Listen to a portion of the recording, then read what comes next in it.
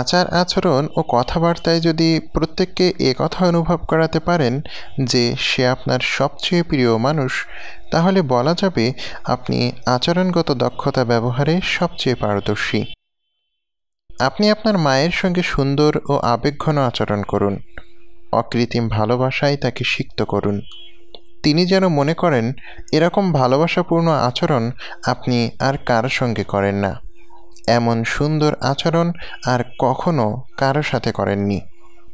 অনুরূপ আচরণ করুন আপনার বাবার সঙ্গে, স্ত্রী সন্তানদের সঙ্গে, বন্ধুবান্ধব সহ সবার সঙ্গে, এমনকি যাদের সঙ্গে জীবনে মাত্র একবার দেখা হয়েছে তাদের সঙ্গেও, যেমন কোনো দোকানের সেলসম্যান কিংবা পেট্রোল পাম্পের কর্মচারীর সঙ্গেও। আপনি যদি প্রত্যেককে একথা বুঝাতে পারেন যে সে আপনার সবচেয়ে প্রিয় মানুষ, তাহলে তারা সবাই ভাববে আপনি তাদের সবচেয়ে প্রিয় মানুষ। আমাদের রাসূল সাল্লাল্লাহু আলাইহি সাল্লাম এক্ষেত্রেও ছিলেন আদর্শ স্থানীয়। সিরাতে নববীতে এর উত্তম নমুনা রয়েছে। রাসূল সাল্লাল্লাহু আলাইহি সাল্লাম সবার সঙ্গে সর্বোচ্চ সুন্দর ব্যবহার করতেন, হাসি মুখে কথা বলতেন, এমন আচরণ করতেন যে সবাই মনে করত আমি রাসূলুল্লাহ সাল্লাল্লাহু আলাইহি সাল্লামের সবচেয়ে প্রিয় মানুষ। ফলে প্রত্যেকেই রাসূলুল্লাহ সাল্লাল্লাহু আলাইহি সাল্লামকে সবচেয়ে বেশি ভালোবাসতেন। আমর বিন আস রাদিয়াল্লাহু তাআলা আনহু ছিলেন আরবের সম্ভ্রান্ত ব্যক্তিদের একজন। জ্ঞান, বুদ্ধি, মেধা ও দক্ষতায় তার সমকক্ষ ব্যক্তি আরবে কমই ছিল। গোটা আরবে 4 জন ব্যক্তিকে এরূপ গুণধর ব্যক্তি হিসেবে বিবেচনা করা হতো। আমর রাদিয়াল্লাহু আনহু ছিলেন তাদের মধ্যে অন্যতম। ইসলাম গ্রহণের পর তিনি লক্ষ্য করলেন কোথাও সাক্ষাৎ হলে আল্লাহর রাসূল তার দিকে তাকিয়ে মুচকি হাসেন।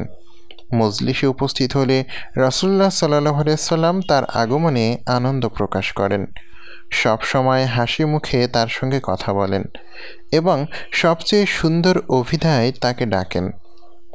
এমন আচরণ দেখে আমর রাদিয়াল্লাহু আনহু এর মনে হলো তিনিই হয়তো রাসূলের সবচেয়ে প্রিয় মানুষ। এই বিষয়ে সন্দেহমুক্ত হওয়ার জন্য একদিন তিনি রাসূলকে প্রশ্ন করেন, ইয়া রাসূলাল্লাহ, আপনার সবচেয়ে প্রিয় মানুষ কে? রাসূল সাল্লাল্লাহু আলাইহি সাল্লাম বললেন, আয়েশা। আমর বললেন, আমি জানতে চাচ্ছিলাম পুরুষদের মধ্যে আপনার সবচেয়ে প্রিয় ব্যক্তিকে রাদিয়াল্লাহু আনহু। রাসূল সাল্লাল্লাহু আলাইহি সাল্লাম বললেন, আয়েশার পিতা আবু বকর সিদ্দিক রাদিয়াল্লাহু আনহু। আমর রাদিয়াল্লাহু আনহু বললেন, তারপর? রাসূলুল্লাহ সাল্লাল্লাহু আলাইহি সাল্লাম বললেন, ওমর ইবনুল খাত্তাব রাদিয়াল্লাহু আনহু। আমর রাদিয়াল্লাহু আনহু তারপর জিজ্ঞেস করলেন, তারপর?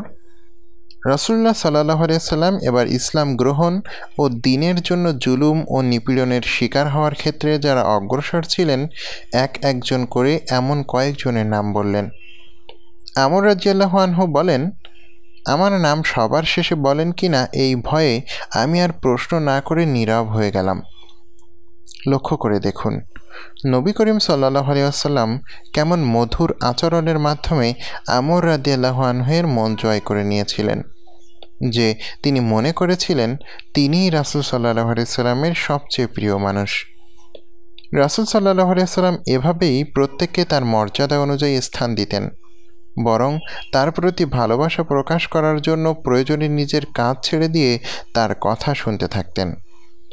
যখন ইসলামের বিজয় শুরু হলো, নবীজি করিম সাল্লাল্লাহু আলাইহি সাল্লাম সাহাবায়ে কিরামকে ইসলামের দাওয়াত নিয়ে বিভিন্ন গোত্রে পাঠাতে লাগলেন। প্রয়োজনে কোথাও কোথাও সেনাদলও পাঠানো হলো। এরই ধারাবাহিকতায় রাসূল সাল্লাল্লাহু আলাইহি সাল্লাম তাই গোত্রের উদ্দেশ্যে সাহাবীদের একটি প্রতিনিধি দল প্রেরণ করলেন। আদি বিন হাতেম ছিল তাই গোত্রের সর্দার। যুদ্ধের ভয়ে তিনি পালিয়ে গেলেন। দেশ ছেড়ে পালিয়ে শামে গিয়ে রোমানদের কাছে আশ্রয় নিলেন। মুসলিম সেনাদল তাই গোত্রের এলাকায় পৌঁছে বিনা বাধায় তা জয় করে নিলেন, কারণ তাদের নেতৃত্ব দেওয়ার মতো না কোনো সর্দার ছিল, না সুগঠিত কোনো সেনাবাহিনী ছিল। মুসলমানগণ যুদ্ধের সময়ও বিজিতদের সঙ্গে সদাচরণ করতেন। এই যুদ্ধে মুসলমানদের উদ্দেশ্য ছিল কেবল আদি গোত্রের লোকদের ষড়যন্ত্র বন্ধ করা এবং তাদের সামনে মুসলমানদের ক্ষমতা প্রদর্শন করা। যুদ্ধক্ষেত্র থেকে তাদের কয়েকজনকে বন্দী করা হলো। এদের মধ্যে আদি বিন হাতেমের বোনও ছিল। বন্দীদের সবাইকে মদিনায় নিয়ে আসা হলো। আদির পালিয়ে যাওয়ার সংবাদ রাসূল সাল্লাল্লাহু আলাইহি ওয়াসাল্লামকে দেয়া হলে তিনি আশ্চর্য হলেন। একজন নেতা কিভাবে নিজের লোকদেরকে ছেড়ে পালিয়ে গেল? আদির কাছে যাওয়ার বা তাকে ফিরিয়ে আনার কোনো ব্যবস্থা ছিল না। তাছাড়া শ্যামে পালিয়ে গিয়ে আদি সেখানে শান্তিতে ছিল না। অবশেষে সে নিজ দেশে ফিরে এলো। এরপর রাসূলের সাথে সমঝোতা বা সন্ধি করার উদ্দেশ্যে মদিনায় এসে রাসূলের দরবারে উপস্থিত হলো। মদিনায় যাওয়ার ঘটনা আদি নিজেই বর্ণনা করেছেন। রাসূল সাল্লাল্লাহু আলাইহি ওয়াসাল্লাম এক সময় আমার সবচেয়ে অপ্রিয় মানুষ ছিলেন, কারণ আমি ছিলাম খ্রিস্টান। রাসূল সাল্লাল্লাহু আলাইহি ওয়াসাল্লাম কর্তৃক ইসলামের দাওয়াত শুনে আমার মনে তার প্রতি ঘৃণা সৃষ্টি হলো। পালিয়ে শামে গিয়ে রোমের কাইজারের কাছে আশ্রয় নিলাম। কিন্তু শামের দিনগুলো আমার ভালো লাগলো না। তাই মনে মনে ভাবলাম, এখানে না থেকে মুহাম্মদের কাছে ফিরে যাই। মিথ্যাবাদী হলে তিনি আমার কোনো ক্ষতি করতে পারবেন না, আর বাস্তবেই তিনি যদি সত্যবাদী হন তাহলে তার কাছে যেতে তো কোনো অসুবিধা নেই। মদিনায় পৌঁছলে লোকেরা আমাকে দেখে বলাবলি করতে লাগলো, ওই দেখ আদি বিন হাতেম, ওই দেখ আদি বিন হাতেম। আমি আমার মতো করে হাঁটতে হাঁটতে রাসূল সাল্লাল্লাহু আলাইহি ওয়াসাল্লামের কাছে গিয়ে উপস্থিত হলাম। রাসূলুল্লাহ সাল্লাল্লাহু আলাইহি ওয়াসাল্লাম আমাকে দেখে জিজ্ঞেস করলেন, তুমি কি আদি বিন হাতেম? আমি বললাম, জি, আমি আদি বিন হাতেম। নবী করিম সাল্লাল্লাহু আলাইহি ওয়াসাল্লাম আদির আগমনে আনন্দিত হলেন, তাকে অভিনন্দন জানালেন। যদিও তিনি ইসলাম ও মুসলমানদের শত্রু, রণাঙ্গন থেকে পলায়নকারী এবং খ্রিস্টান দেশে আশ্রয় গ্রহণকারী, তবুও হাসিমুখে তাকে বরণ করে নিলেন। তার হাত ধরে বাড়ির দিকে রওনা হলেন। আদি রাসূলের পাশে পাশে চলতে লাগলেন। তার কাছে মনে হচ্ছিল তারা উভয়ই তো সমান। রাসূল সাল্লাল্লাহু আলাইহি ওয়াসাল্লাম হলেন মদিনা ও তার আশেপাশের অঞ্চলের রাজা, আর তিনি তাই উপত্যকা ও তার আশেপাশের অধিপতি। রাসূল সাল্লাল্লাহু আলাইহি ওয়াসাল্লাম প্রতিষ্ঠিত ঐশী ধর্ম ইসলামের ওপর, আর তিনিও আসমানি ধর্ম খ্রিস্টবাদের ওপর। মুহাম্মদ সাল্লাল্লাহু আলাইহি ওয়াসাল্লামের কাছে আছে আসমানি গ্রন্থ আল কুরআন, আর তার কাছেও আছে আসমানি কিতাব ইনজিল। তাই আদি মনে মনে ভাবলেন, শক্তি ও সৈন্য সামন্ত ছাড়া আর অন্য কোনো ক্ষেত্রে তাদের মধ্যে তেমন কোনো পার্থক্য নেই। তাদের চলার পথে তিনটি ঘটনা ঘটল। তারা উভয়ে হাঁটছিলেন। পথিমধ্যে একজন মহিলা তাদের সামনে এলো। রাসূল সাল্লাল্লাহু আলাইহি ওয়াসাল্লামকে দেখা মাত্র মহিলা চিৎকার করে বলল, হে আল্লাহর রাসূল, আপনার সাথে আমার একটু কথা আছে। রাসূল সাল্লাল্লাহু আলাইহি ওয়াসাল্লাম আদি বিন হাতেমের হাত ছেড়ে দিয়ে মহিলার কাছে গেলেন। কি হয়েছে জানতে চাইলেন। মনোযোগ দিয়ে তার কথা শুনলেন। আদি বিন হাতেম জীবনে বহু রাজা বাদশার আচরণ দেখেছেন, কিন্তু এমন আচরণ কখনো দেখেননি। তাই তিনি অপলক দৃষ্টিতে তাকিয়ে থাকলেন। এরপর ভাবলেন, এমন চরিত্র কখনো রাজা বাদশাদের হতে পারে না। এটা তো নববী চরিত্র। এ চরিত্র তো আম্বিয়ায়ে কিরামের। মহিলার কথা শেষ হলে রাসূল আদি বিন হাতেমের কাছে ফিরে এলেন এবং উভয়ে আবার হাঁটতে শুরু করলেন। কিছু দূর না যেতেই তাদের দেখা হলো আরেক ব্যক্তির সঙ্গে। কি বলল সেই ব্যক্তি? সে যদি বলতো, আল্লাহর রাসূল, আমার কাছে অনেক সম্পদ আছে, আমি সেগুলো দান করার জন্য দরিদ্র মানুষ খুঁজছি, কিংবা বলতো, আমার বাগানে ও শস্য ক্ষেতে অনেক ফল ফসল হয়েছে, আমি সেগুলো কি করতে পারি, সে যদি এমন কিছু বলতো তাহলে আমি মুসলমানদের সচ্ছলতা ও মুসলমানদের স্বনির্ভরতা উপলব্ধি করতাম। কিন্তু লোকটি বলল, আল্লাহর রাসূল, আমি ক্ষুধার্ত, খাবারের মতো কিছুই নেই। লোকটি ছিল সীমাহীন দরিদ্র। ছেলে মেয়েদের ক্ষুধা নিবারণের মতো কোনো খাবার তার কাছে নেই। আশেপাশে যেসব মুসলমান আছে তারাও কোনো মতে দিনাতিপাত করছে। তাকে সাহায্য করার মতো সামর্থ্য তাদেরও নেই।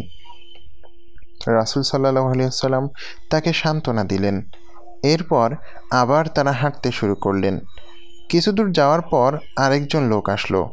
সে বলল, হে আল্লাহর রাসূল, আমাদের চারিদিকে অনেক শত্রু।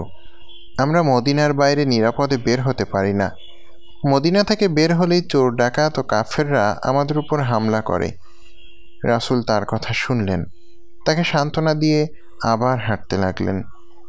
আদি বিন হাতেম এই বিষয়গুলো নিয়ে এবার ভাবতে লাগলেন। তার অর্থকড়ির অভাব নেই, তিনি নিজে তো যথেষ্ট মান মর্যাদার অধিকারী, তার কোনো শত্রু ওঁত পেতে বসে নেই। অবশেষে উভয়ে ঘরে প্রবেশ করলেন। রাসূলের ঘরে প্রবেশ করে আদি বিন হাতেম দেখলেন সেখানে বসার মতো একটাই গদি আছে। রাসূল সেটা সম্মানস্বরূপ আদির দিকে এগিয়ে দিলেন। আদি বিন হাতেম সেটা রাসূলকে দিয়ে বললেন, না না, আপনি এতে বসুন। রাসূল বললেন, না, বরং তুমিই বসো। শেষে আদি বিন হাতেম তাতে বসলেন। রাসূল সাল্লাল্লাহু আলাইহি ওয়াসাল্লাম ইসলাম ও আদি বিন হাতেমের মধ্যকার দূরত্ব দূর করতে শুরু করলেন। রাসূল বললেন, আদি, তুমি ইসলাম গ্রহণ করে নাও, তাহলে নিরাপত্তা পাবে। আদি বললেন, আমি তো একটা ধর্ম অনুসরণ করছি। রাসূল বললেন, আদি, তুমি কোন ধর্ম অনুসরণ করছো তা আমি তোমার চেয়ে ভালো জানি। আদি আশ্চর্য হয়ে বললেন, আপনি আমার ধর্ম সম্পর্কে আমার চেয়ে বেশি জানেন? রাসূল সাল্লাল্লাহু আলাইহি ওয়াসাল্লাম বললেন, হ্যাঁ, আমি তোমার চেয়ে বেশি জানি। আদি, তুমি কি রুকুশিয়া ফেরকার অন্তর্ভুক্ত নও? রুকুশিয়া হলো খ্রিস্ট ধর্মের একটি শাখা। অগ্নিপূজারীদের ধর্মের সঙ্গে এর কিছুটা মিল আছে। দেখুন, রাসূল সাল্লাল্লাহু আলাইহি ওয়াসাল্লাম তাদের ধর্মের অভ্যন্তরীণ সেই বিশেষ শাখা সম্পর্কেও জানেন। এই জন্য তিনি বলেননি যে তুমি তো খ্রিস্টান, বরং তার ধর্মের আরও গভীরে গিয়ে বললেন, তুমি তো রুকুশিয়া ফেরকাভুক্ত। মনে করুন ইউরোপের কারো সঙ্গে আপনার সাক্ষাৎ হলো, সে আপনাকে বলল তুমি খ্রিস্টান হয়ে যাও। আপনি বললেন, আমি তো একটা দিন অনুসরণ করে চলছি। প্রত্যুত্তরে সে আপনাকে একথা বলল না যে হ্যাঁ, আমি জানি তুমি মুসলমান, অথবা আমি জানি তুমি সুন্নি, বরং সে বলল, হ্যাঁ, তুমি তো শাফেঈ বা হাম্বলি মাযহাবের অনুসারী। তার কথা শুনে আপনি অবশ্যই বুঝবেন আপনার দিন সম্পর্কে সে অনেক কিছুই জানে। এই দক্ষতাটি আদির সঙ্গে প্রয়োগ করেছিলেন আল্লাহর রাসূল সাল্লাল্লাহু আলাইহি ওয়াসাল্লাম। তিনি আদিকে বললেন, তুমি কি রুকুশিয়া ফেরকাভুক্ত নও? আদি বললেন, হ্যাঁ, আপনি ঠিক বলেছেন। রাসূল সাল্লাল্লাহু আলাইহি ওয়াসাল্লাম বললেন, তুমি যখন দলবল নিয়ে কারো বিরুদ্ধে যুদ্ধ করো, তখন যুদ্ধলব্ধ সম্পদের 1/4 নিজে রেখে দাও, তাই না? আদি বললেন, হ্যাঁ, আমি এমনই করি। রাসূল সাল্লাল্লাহু আলাইহি ওয়াসাল্লাম বললেন, এটা তো তোমার ধর্মমতে বৈধ নয়। এ কথা শুনে আদি লজ্জিত হয়ে বলল, হ্যাঁ, আপনি যথাযথ বলেছেন। রাসূল সাল্লাল্লাহু আলাইহি ওয়াসাল্লাম এবার আদিকে লক্ষ্য করে বললেন, ইসলাম গ্রহণ করতে তোমার বাধা কোথায় তা আমি জানি। তুমি মনে করো দুর্বল, অসহায় ও দারিদ্র লোকেরাই ইসলাম গ্রহণ করেছে। আরবের প্রভাবশালীরা তো এই ধর্ম গ্রহণ করেনি, বরং তারা একে ছুঁড়ে ফেলে দিয়েছে। আমি কিভাবে তা গ্রহণ করি? আদি, তুমি কখনো ইরাকের হীরায় গিয়েছ? আদি বললেন, আমি হীরার নাম শুনেছি, তবে কখনো যাইনি। রাসূল বললেন, সাল্লাল্লাহু আলাইহি ওয়াসাল্লাম, কসম সেই সত্তার যার হাতে আমার জীবন, এই দিন একদিন পূর্ণরূপে প্রতিষ্ঠা লাভ করবে। একজন নারী সেদিন সুদূর হীরা থেকে একা একা সফর করে বায়তুল্লাহর হজ করবে। মাহরাম ছাড়া তার কোনো দেহরক্ষী থাকবে না। কোনো দেহরক্ষীর সহায়তা ছাড়াই কেবল মাহরাম নিয়ে সে সুদূর হীরা থেকে এসে হজ করে যাবে।